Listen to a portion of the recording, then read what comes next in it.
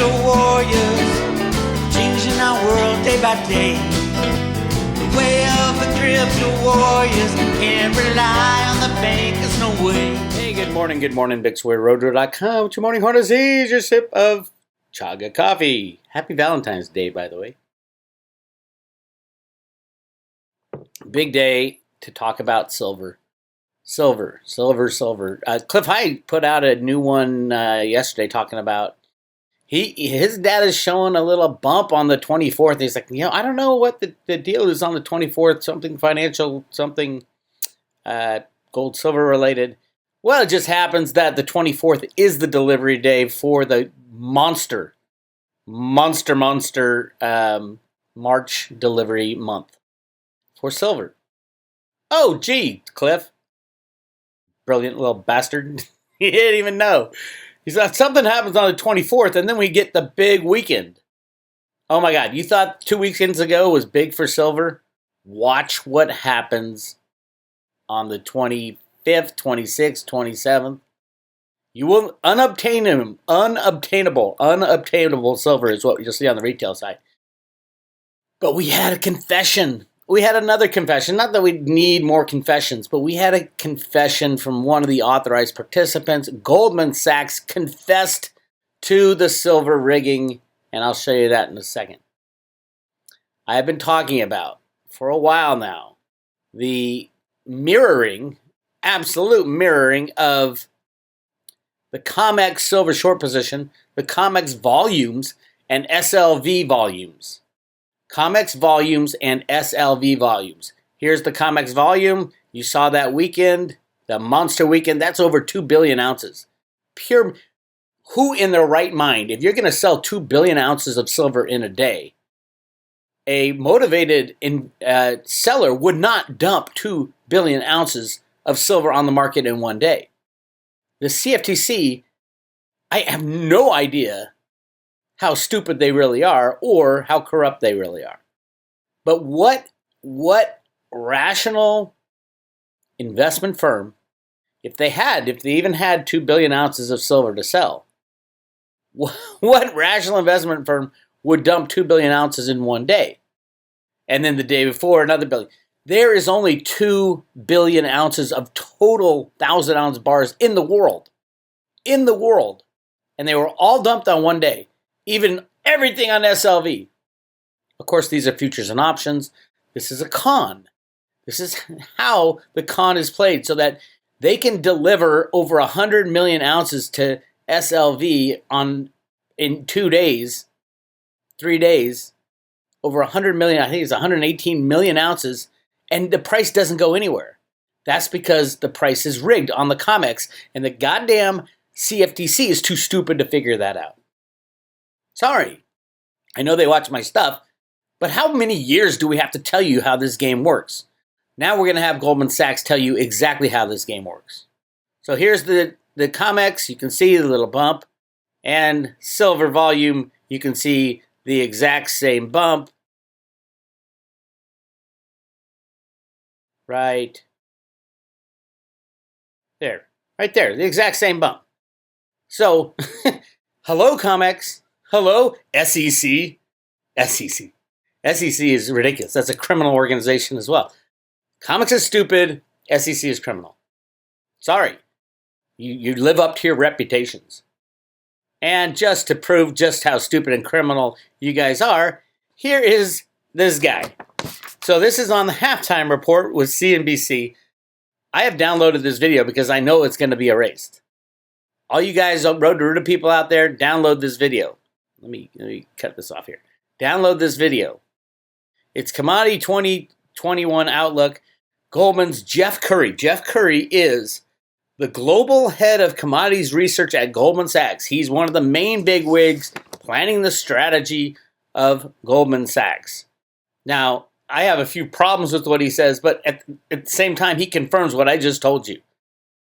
That the COMEX short position, the SLV ETF run by Blackrock, Goldman Sachs, and Virtu Financial is all the main mechanism that's left. It's all that's left of the control of the silver price. Listen to what this guy says, and then I'll comment in a second. Jeff, I just want to push back against something you said, not because I think you're wrong, but I want you to clarify it. You point out that it would be impossible for retail investors to force a squeeze in something like silver and the differences between cornering a commodity versus squeezing a stock. Now, first of all, before we get into it, this is usually not allowed to be discussed on mainstream media. I don't know how this slipped through, but this is a subject not allowed to be discussed in the past 60, 70 years. Not allowed to be discussed. Bill Murphy had one interview and then was kicked off forever of the Gold Antitrust Action Committee. But check out what this dude says. But I remember 10 years ago, there was a moment when GLD, the gold ETF, had more assets in it in dollar terms than the SPY. And I do think that GLD was moving the price of gold. I can imagine a similar situation with silver and the silver ETF if people get excited enough about it, where what happens in the markets ends up influencing what happens with the actual metal in real life. You're saying you don't think that that's a possibility? I mean, you're talking 900 million ounces in the ETF versus a 25 billion ounce market. Whoa, wait. A 25 billion ounce market. A 25 billion ounce market. What's he counting? In the history of history, there's been about 60 billion ounces of silver mined. The vast majority is gone. It's gone forever. It's been consumed. It's been blown up. It's been put into solar panels.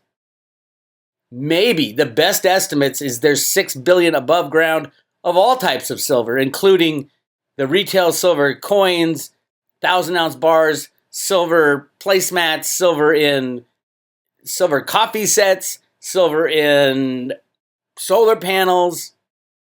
Maybe 6 billion. And where do you get a 25 billion ounce market? Unless you're counting derivatives, which I'm going to give him the benefit of the doubt. He's going to talk about derivatives while this guy asked him a question specifically about SLV, which is a physical ETF. Check this out. By the way, but those billion ounces don't move. But the silver market they just and sit. then you go on. They just sit. Those other ounces just sit. They don't move. Right, but you look at the flows going in and out of these ETFs, they're not that big. But Wait. The flows flowing in and out of the ETFs is not that big. There was over 100 million in a couple days. 100 million ounces in a couple days.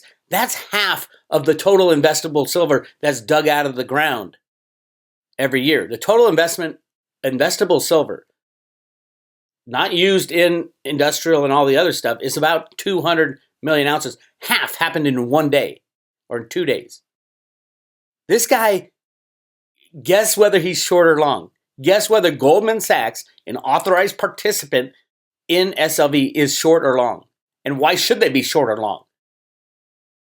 I'll get to that in a second, but check out what else he says. He just gives up the ghost. He tells you exactly what they do. I guess my question is, forget the ETF. In terms of thinking about how you're going to create a squeeze, the shorts are the ETFs. The ETFs buy the physical, they turn around and they sell on the COMEX. Let's hear that again.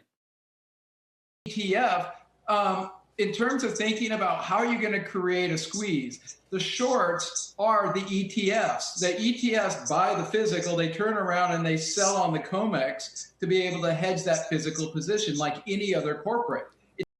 Oh my God. Wow.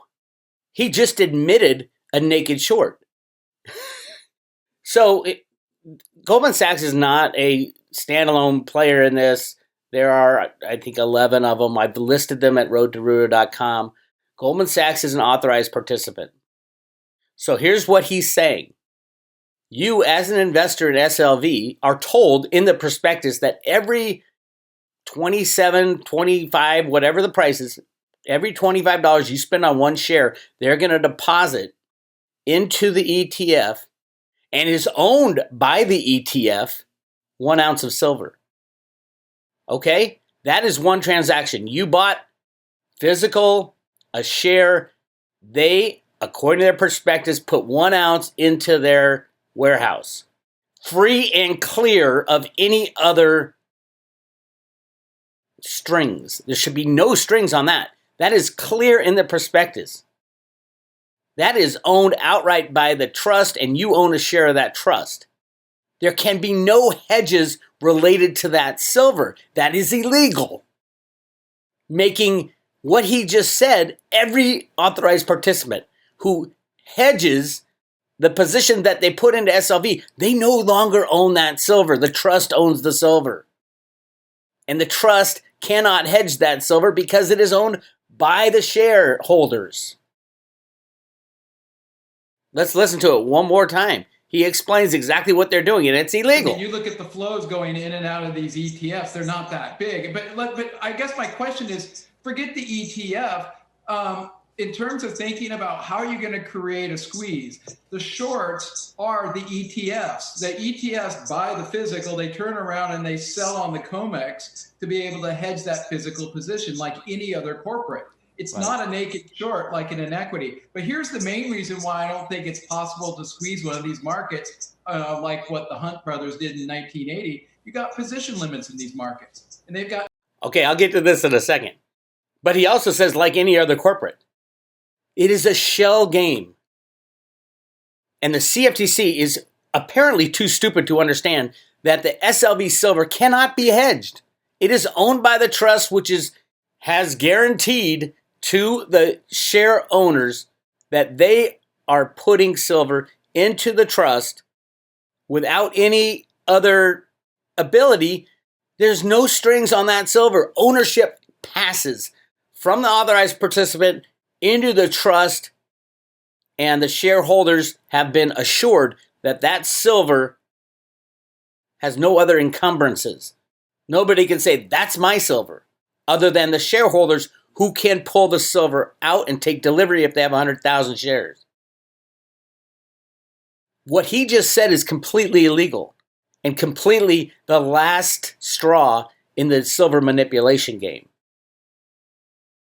The shorts that are taken out on the COMEX are 100% naked shorts because the silver is no longer Goldman Sachs' silver. It is the property of the trust, and the shareholders have the ability to pull that out. He just gave up the ghost as far as the illegality of naked shorting with this whole con, the silver in ETFs versus silver being shorted on the COMEX. Now we'll get into something even more interesting.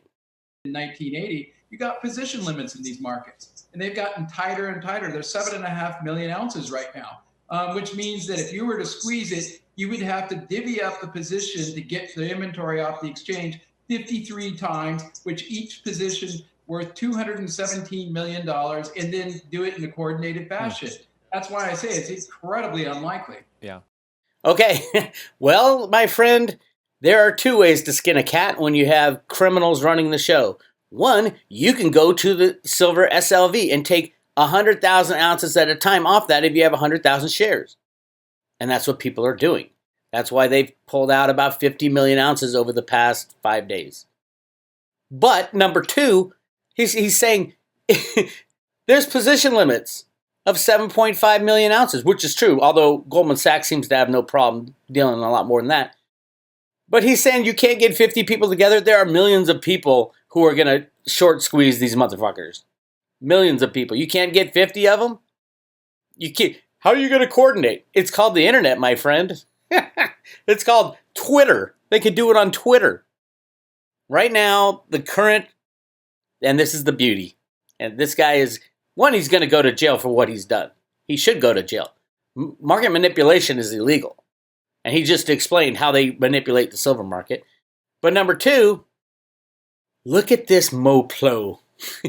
87,000 contracts are still open for the March delivery. Ooh, baby, that's over 430 million ounces. The all-time high, I think, is about 85 million. Right now, with a total of, I think it's 7 days left, 8 days left, the 24th. 24th. The 24th is when it's the last day of trading. All these got to go. We got to whittle this down. And they only took 2,000 off, 2,600 on Friday. Here's your oh my God moment. It would take only 25 people to say, I want the full maximum withdrawal of 7.5 million ounces of silver off the COMEX. And oh, by the way, I'm going to go over to SLV, which you can buy shares and take delivery the same day. You can buy shares and take delivery the same day. This MoPlo is going down. Yes, of course you can squeeze these bastards. And he's sitting with a short. It's a naked short because he's claiming that the inventory in SLV is the collateral for the COMEX short position. No, it is not. It is the ownership has been transferred to the ETF, and the only people who can pull that out are people who own shares of the ETF. Oh, by the way, did you see what the ETF just did? They changed their perspective. The prospectus was, I talked about this last night when I talked about the Jenny Moonstone reading. The prospectus of SLV was a joke always. But they even had to change it again. They've had to change it a few times. But listen to what they added and think about what's going to happen over the next 3 or 4 weeks. This is new paragraphs this is under risks related to the shares. They're required by law to say all the risks. Listen, they added this on February 4th, last week. The demand for silver may temporarily exceed available supply that is acceptable for delivery to the trust, which may adversely affect the investment in the shares. To the extent that the demand for silver exceeds the available supply at the time, authorized participants, which means Goldman Sachs and friends, may not be able to readily acquire sufficient amounts of silver necessary for the creation of a basket. So he believes, this dude, Jeff Currie, he believes that absolutely it's impossible to short squeeze silver. But they had to add to the prospectus that, hey, a short squeeze can happen. They're telling you right here. Then they go on. Baskets may be created by authorized participants and only issued in exchange for the amount of physical determined by the trustee that meets the specifications described below under description of the shares and the trust agreement, deposit of silver, insurance baskets, quote, unquote. On each day at the NYSE ARCA is open for regular trading, market speculation in silver could result in increased requests for the issuance of baskets. Like I said, it is possible that the authorized participants may be unable to acquire sufficient silver. That's a squeeze, my friends. That is acceptable for delivery to the trust for the insurance of the issuance of new baskets due to the limited then available supply coupled with a surge in demand from iShares in such circumstances. The trust may suspend or restrict the issuance of baskets. Such occurrence may lead to further volatility in shares price and derivations. So the derivatives, all the options and swaptions and everything on the iShares, you better get out of that options market, by the way. Futures and options and, oh my God, that whole thing, we're getting down to Nostradamus days. Imitations of gold and silver will be thrown into the lake. These are imitations of gold and silver. Get the physical in your own possession now. All right, such occurrences may lead to further volatility. And then they added this too, risk related to shares. A sudden increase in demand for shares that temporarily exceeds supply. Oh, so that was about silver, the physical silver. Now they're going to talk about what's going to happen to the shares. A sudden increase in demand for shares that temporarily exceeds supply may result in price volatility in the shares. A significant change in the sentiment of investors towards silver may occur.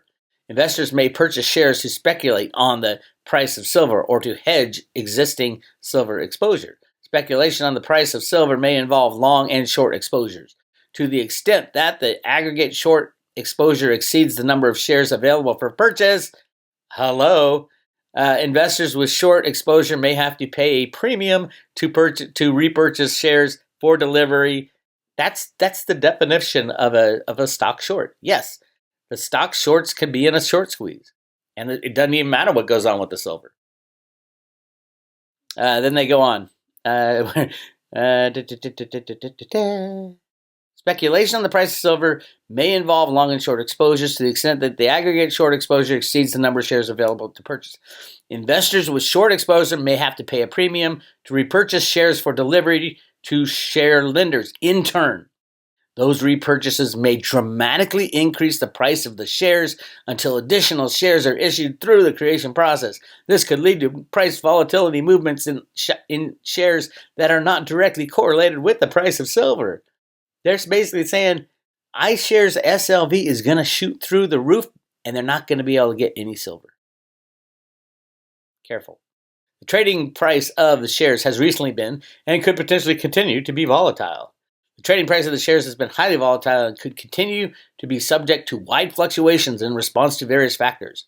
The silver market in general has experienced extreme price and volume fluctuations that have often been unrelated or disproportionate to factors such as the silver's use in jewelry, technology, industrial applications, or cost and production levels in major silver-producing countries such as China, Mexico, and Peru in particular.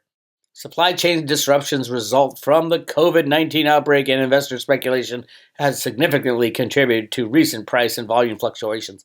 I would say bullshit. I would say the demand was always there. The price suppression kept people away. So there you have it. SLV is preparing for the short squeeze. Goldman Sachs is coming out, which they never do, saying a short squeeze can't happen because we're naked shorting the COMEX. He just admitted that he's naked short of the COMEX. Unless he's saying that after people buy shares of SLV, that they don't own any part of the trust and the shares have nothing to do with the silver held by the trust. This guy is literally going to go to jail. His name is Jeff Currie. Goldman Sachs just admits naked shorting on the COMEX. Naked shorting on the COMEX. Now, if it is the trust, if it is the trust that is doing the shorting and not Goldman Sachs, if it is ultimately Goldman Sachs doing it in the name of their client, which is the trust, then Blackrock has a gigantic problem. Because Blackrock has presented to humanity that iShares silver, every time you buy a share, 1 ounce of silver is put in that trust. Not an ounce of silver is put in the trust and we are going to short the market to keep the price down.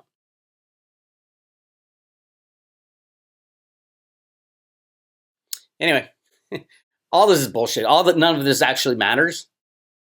The good guys are going to take the bad guys down, whether they do it through silver or something else. Most likely it will be physical silver destroying these criminals like this guy Jeff Currie.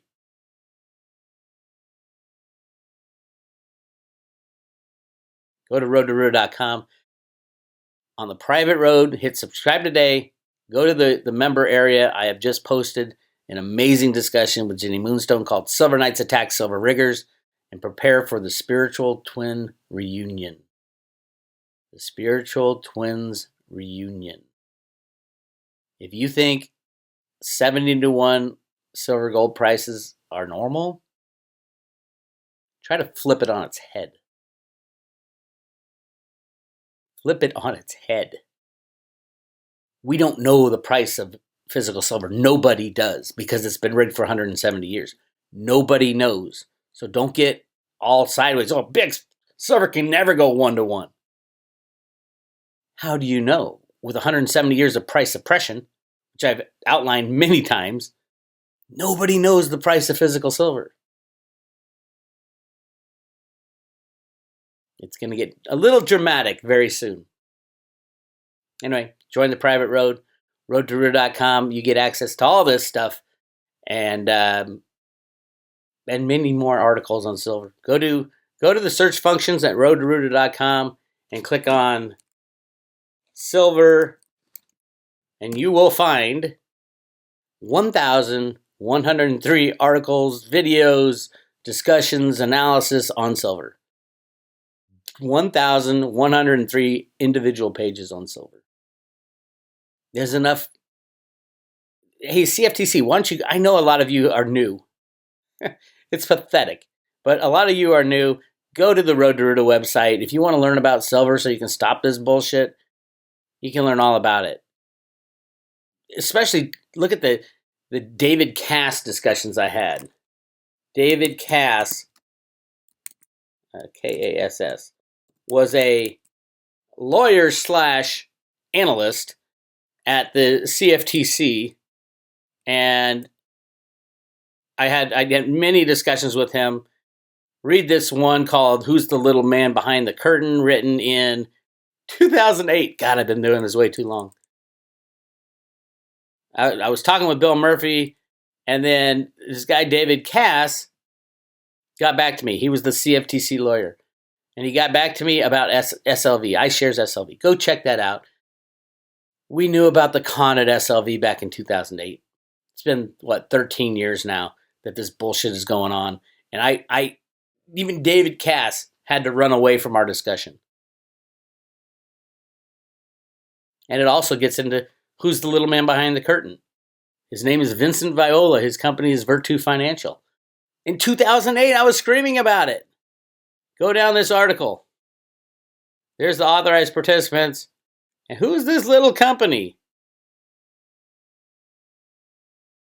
When I get to the authorized participants, boy, I wrote a lot back then. Here it is. I named the authorized participants, and it's many of them, a lot of them the same. Bear Stearns obviously is gone now. At Barclays, Bear Stearns, Citi, BMO Capital, Credit Suisse. Some of these are gone. Some have been taken out. But Goldman Sachs is still in there. Deutsche Bank still in there. JP Morgan. And there was a company called EWT LLC. I'm like, wait, everybody's a bank except this company EWT LLC. This is 2008. I'm like, who is this company EWT LLC? The guy running it, his name's Vincent Viola. It was a high-frequency trading rigging company. They have since changed their name to Virtu Financial and went public. And Trump nominated him to be the head of the Navy when he got actually kicked out of West Point for cheating. It's such a slippery slope. God, I've been in this way too long. Anyway, go check out that article. Again, you can subscribe to Road to Roota. Go hit subscribe today. You get all access to everything, including it's $2.99 for a year, less than $1 a day. Especially the Jenny Moonstone readings. There she is with her silver knuckles. And there's a whole bunch of them. We talk about silver. We talk about Q. We talk about the palindromes. We talk about Theta. A lot about Theta. She's not a crypto fan at all, but Theta comes through spirit, and it's freaking ridiculous. Theta is going to have thousands of partners. Thousands. Theta will be the biggest crypto of all the cryptos. And it's so much better than Ethereum. I did an Ethereum transaction the other day. $30 to send a little. It was only like $200 worth of, what was I sending? It was one of the ERC20 tokens. $30 to send the transaction. That's not going to change. Ethereum is a joke and has been passed by. Theta does the exact same thing 15 times faster and for free. A fraction of a fraction of a fraction of a cent. Everybody's going to be moving. Everybody who tries to run their business on Ethereum, it's impossible. You cannot run a business on Ethereum. It's impossible. They say they're going to fix it. It's going to be another 2 years, they say now. Are you kidding me? Go over. All the programmers are starting to come over to Theta because they program in the same language for the smart contracts. If you're smart, if you're running an ERC20 token on Ethereum, you're an idiot and you're going to destroy your business because nobody can afford the transactions there and they're way too slow and they're massively, massively, massively expensive. Theta's the call. I've been screaming it. It went up 40x last year. It's going to go up 40x this year. And crypto people still don't know about it. Oh, it's so embarrassing. They just chase shiny objects. Dogecoin, are you freaking kidding me? Even the creator of Dogecoin came out and said, this is the most ridiculous thing I've ever seen. He doesn't even have any anymore. He did it as a joke. Get yourself some Theta. Get it fast because you won't be able to get it soon. Bix Weir, roadtoroota.com. I'll talk to you later.